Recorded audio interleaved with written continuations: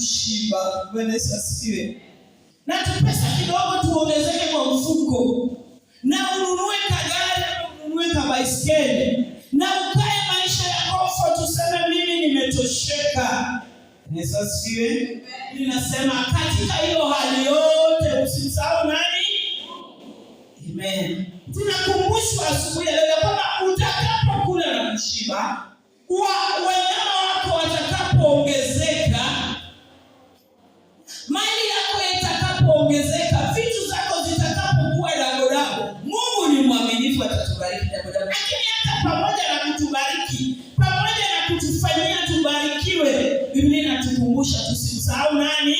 Mungu. Amen.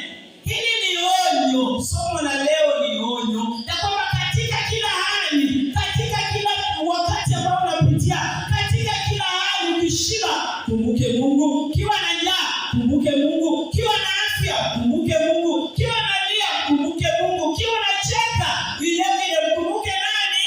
Mungu. Bwana Yesu asifiwe. Mungu wetu ni Mungu wa wakati wote. Mungu wetu si Mungu wa majira. Mungu wetu yupo. Bwana Yesu asifiwe. Kwa hivyo kila wakati, haijalishi unapitia nini. Bwana Yesu asifiwe. Ukiwa mgonjwa, mwambie Mungu ninakushukuru. Na wewe mwenyewe unasema mimi mwili wangu si wa ugonjwa. Bwana Yesu asifiwe. Mwili wangu ni hekalu la Roho Mtakatifu. Ukiwa na afya